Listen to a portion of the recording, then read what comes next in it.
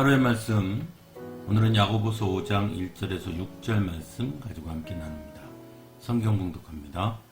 부자들은 들으십시오. 여러분에게 닥쳐올 비참한 일들을 생각하고 울며 부르짖으십시오. 여러분의 재물은 썩고 여러분의 옷들은 좀 먹었습니다. 여러분의 금과 은은 녹이 슬었으니 그 녹은 장차 여러분을 고발할 증거가 될 것이요 불과 같이 여러분의 살을 먹을 것입니다.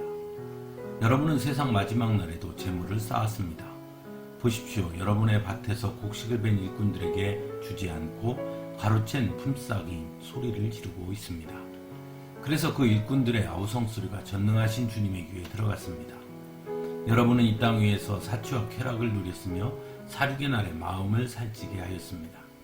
여러분은 의인을 정죄하고 죽였지만 그는 여러분에게 대항하지 않았습니다. 아멘.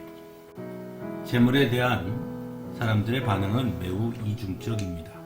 모두가 더 많은 재물을 소유하고 싶어 하면서도 또 한편으로는 재물에 대해 부정적인 생각을 갖기도 합니다. 특히나 이러한 이중적인 모습은 성도들에게 있어 더 많이 발견하게 되는 것 같기도 합니다. 그것은 성경에서 발견하게 되는 재물에 대한 접근이 매우 이중적인 모습을 보인다고 생각하기 때문입니다.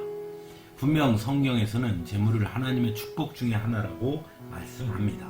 하지만 또한 돈을 사랑함이 일만하게 뿌리라는 말씀처럼 재물을 매우 부정적으로 말하기도 합니다. 하지만 성경이 궁극적으로 말씀하는 것은 재물 자체에 대해 선과 악을 말하려고 하는 것이 아닙니다.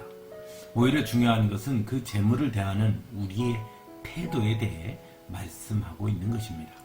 그런 의미에서 재물을 더 많이 소유하는 것, 즉 부유하게 되는 것이 때로는 축복일 수도 있지만 때로는 저주일 수도 있다는 것이죠. 그 재물을 우리가 어떻게 바라보고 대하느냐에 따라서 말입니다. 먼저 재물을 사람보다 그리고 하나님보다 우선하는 것에 대해 성경은 매우 강조하고 경고합니다.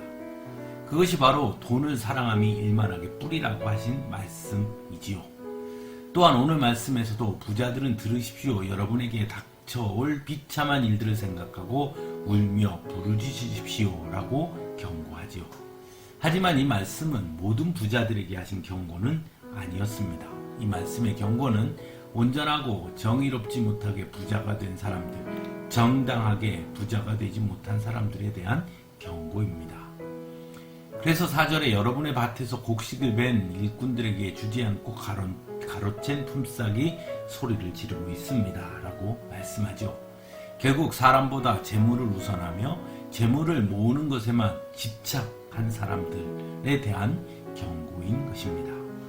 또 하나는 재물을 어떻게 쓰느냐에 따라서도 달라질 수 있다는 것이죠. 하나님의 축복으로 부유하게 되었다고 믿는다면 마땅히 하나님께서 기뻐하시는 그 재물을 쓰게 될 것입니다. 하지만 재물을 자신의 것이라고 믿는 사람들은 오직 자신을 위해 사용하게 되는 것이죠. 하나님께서는 그것에 대해 경고합니다. 그래서 본문 5절에서 여러분은 이 땅 위에서 사치와 쾌락을 누렸으며 사륙의 날에 마음을 살찌게 하였다라고 말씀하고 있습니다. 사랑하는 성도 여러분, 때로 우리는 결과에만 집착할 때가 있습니다. 그래서 개같이 벌어서 정승같이 쓰면 된다고 생각하곤 합니다. 아닙니다. 개같이 벌면 결코 정승같이 쓸 수 없는 것입니다.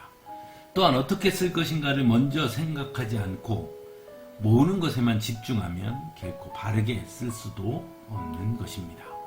그러므로 과정의 정당성을 함께 볼 수 있어야 하는 것입니다. 과정의 정당성이 없이 결과만 좋으면 된다고 생각할 때 우리는 결국 재물을 지배하지 못하고 재물에 종속될 수 있다는 것을 알아야 하는 것입니다. 오늘 우리는 분명 자본의 시대를 살아갑니다. 그래서 모든 것을 자본의 가치로 매기려고 합니다. 하지만 세상이 아무리 자본의 시대라고 말한다 할지라도 성도는 언제나 하나님의 시대, 말씀의 시대, 믿음의 시대를 살 수 있어야 하지 않겠습니까? 그래서 자본보다, 물질보다, 재물보다 하나님, 말씀, 그리고 믿음을 더 중요하게 여겨야 하지 않겠습니까? 그래서 우리는 자본을 위해 사람이 있는 것이 아니고 사람을 위해 자본이 있음을 외칠 수 있어야 하는 것입니다. 자본을 위해 하나님이 계시는 것이 아니라 자본은 오직 하나님의 영광을 드러내는 도구일 뿐이라는 것을 우리는 기억할 수 있어야 하는 것입니다. 함께 기도하겠습니다.